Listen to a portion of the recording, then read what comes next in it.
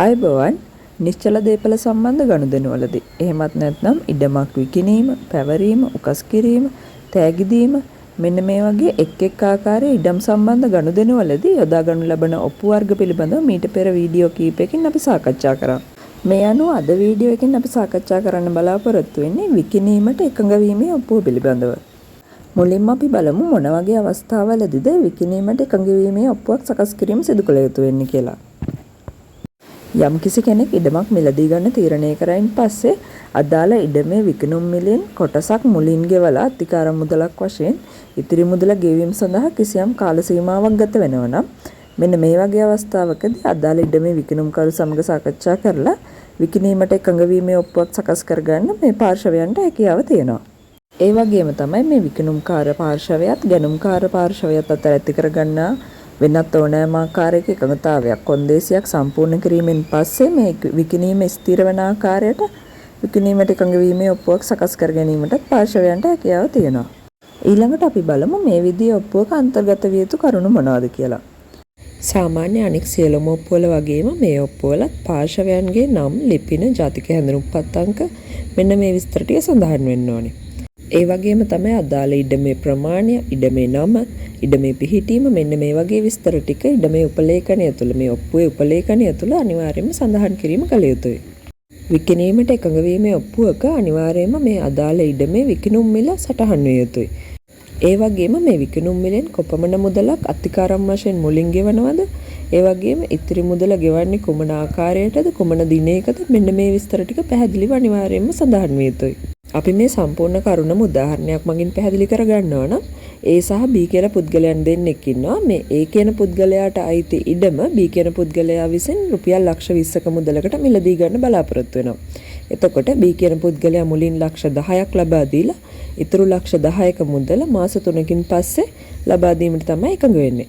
මෙන්න මේ වගේ අවස්ථාවකදී මේ දෙපාර්ශවය අතර විකිණීමට එකඟ වීමේ ඔප්පුවක් සකස් කරලා අත්සන් කිරීම සිදු කළ යුතු වෙනවා. මේ ඔප්පුව තුළ මේ දෙපාර්ශවයේ රුපියල් ලක්ෂ 20ක මුදලකට මේ ඉඩම සම්බන්ධ ගනුදෙනුව සඳහා එකඟ වුණු බවත්, ඒ වගේම අතිකාරම් මුදල් වශයෙන් රුපියල් ලක්ෂ 10ක මුදලක් ලබා දුන්නු බවත්, ඒ වගේම ඉතිරි මුදල මාස 3ක කාලයක් ඇතුළත ගෙවන බවටත් මෙන්න මේ කියන කොන්දේසි සියල්ලම පැහැදිලිව සඳහන් කිරීම කළ යුතුයි.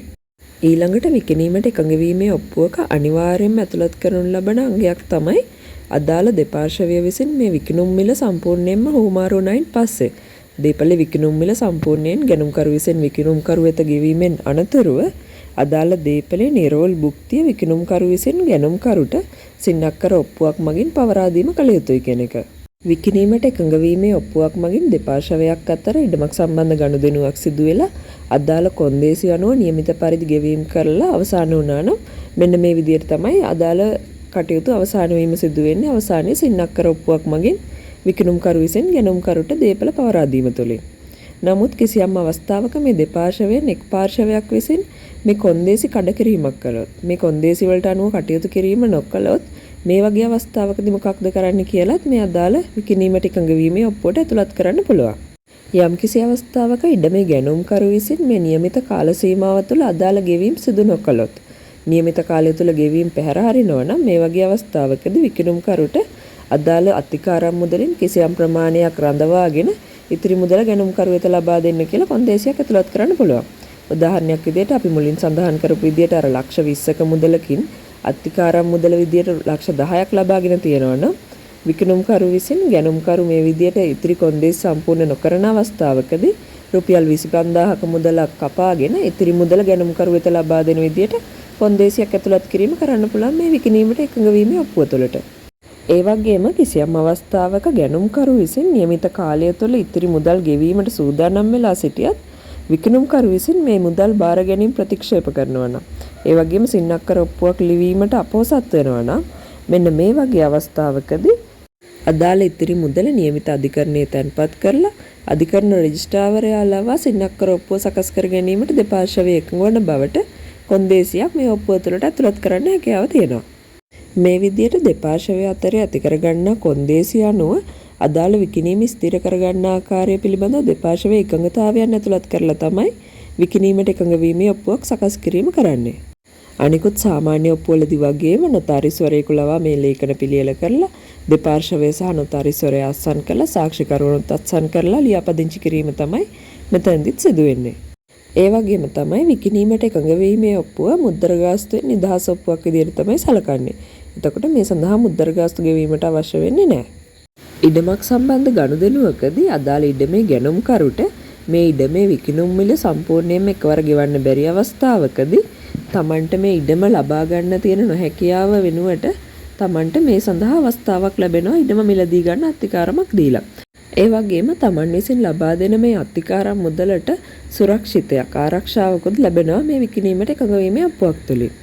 ඒ වගේම අදාළ දීපලේ විකිණුම්කරුටත් ගැනුම්කරුවෙක් විසින් මේ දීපල මිලදී ගන්න බව ප්‍රකාශ කළා පසුව එය පැහැර හැරියත් තමන්ට පාඩුවක් නොවන ආකාරයට අයකර ගැනීමක් කරන ආකාරයට කොන්දේසි ඇතුළත් කරන්න මේ තුල හැකියාව තියෙනවා.